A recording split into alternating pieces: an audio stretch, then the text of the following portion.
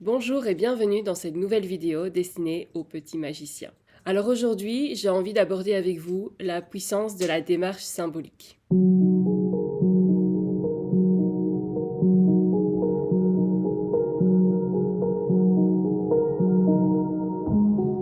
Aujourd'hui, j'ai envie de partager avec vous un outil exceptionnel pour les petits et les grands. Et vous verrez que dès qu'on s'engage à utiliser cet outil-là pour accompagner nos petits magiciens, nos enfants, eh bien, ça va venir faire écho à notre propre enfant intérieur. Ça va venir aussi mettre en évidence peut-être des suggestions pour nous libérer aussi émotionnellement, pour débloquer certaines situations à l'aide de la démarche symbolique.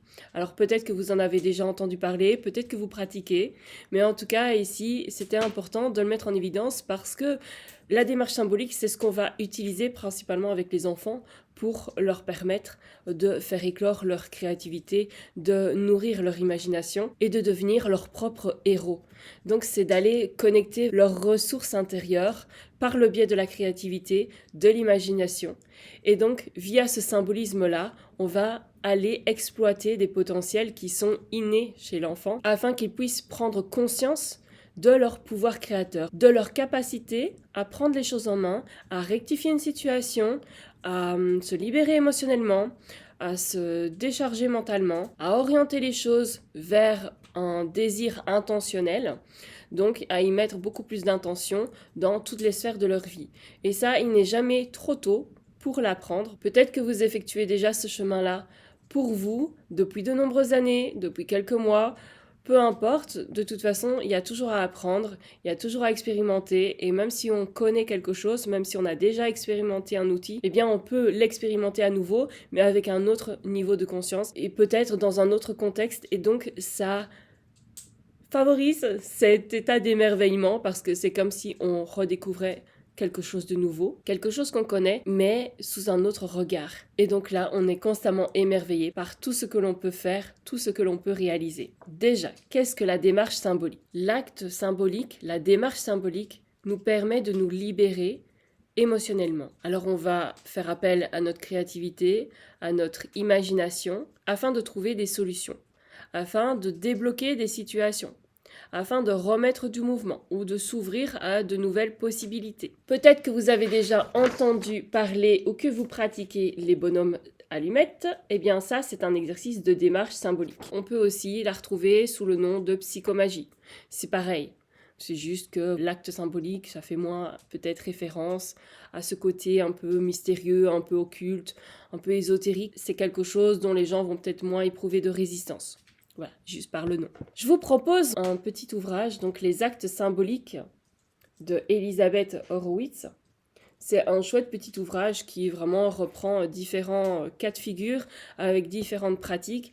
Alors certains actes symboliques peuvent être un peu déroutants, consternants, provocateurs, peut-être certains confrontants, mais ça nous permet parfois de vivre ce choc dont nous avons besoin, enfin ce petit réveil-là dont nous avons besoin, dont nos enfants ont besoin, pour comme sortir de cet état de stupeur, de figement, et ça va lui permettre de sortir de ce cycle de pensées négatives, de sentiments assez lourds dans lequel il va petit à petit s'enfermer, rentrer dedans et continuer à alimenter les mêmes situations. Et donc ça va atteindre sa confiance en lui, son estime de lui et sa relation aux autres. Voilà en quoi ça permet. Je vous ai déjà partagé 2 exercices de démarche symbolique, 2 ou 3, je sais plus, dans la playlist des petits magiciens. Vous en retrouvez un peu partout, hein, c'est facile dans les oracles pour les enfants.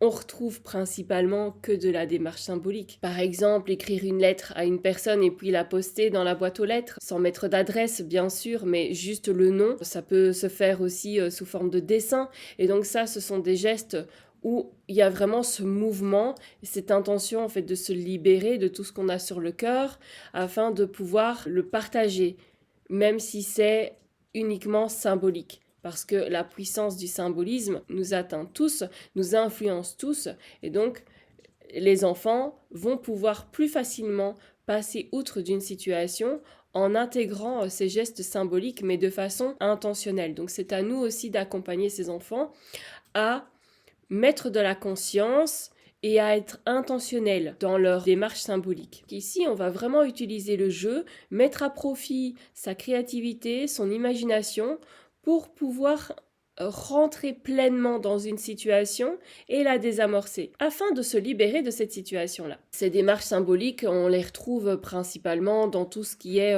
relaxation, dans tout ce qui est hypnose, sophrologie. Donc, on va retrouver principalement ces outils-là dans ces approches d'accompagnement. Mais je trouve que c'est quand même assez instinctif chez les enfants, enfin chez tout être humain. C'est juste que nous, on a perdu un peu cette connexion et cette spontanéité. Mais c'est quelque chose qu'il est nécessaire de préserver chez nos enfants parce que par eux-mêmes, ils vont aller chercher ça en eux. Ils vont extérioriser, tout comme, voilà, avec, voilà, j'ai une épée ici, mon petit garçon est fan d'épée, d'Excalibur. Il peut combattre les dragons. Les dragons peuvent représenter des personnes. Alors oui, bien sûr, on a ces valeurs de, voilà, on se bat pas, on n'est pas grossier, on n'est pas violent, etc. Il s'agit pas de ça. Il s'agit de juste d'avoir conscience et puis d'en parler avec l'enfant pour resituer les choses, pour vraiment scinder aussi les éléments, l'imaginaire, le symbolisme et la réalité. Ça, c'est à vous d'accompagner les enfants à ce niveau-là.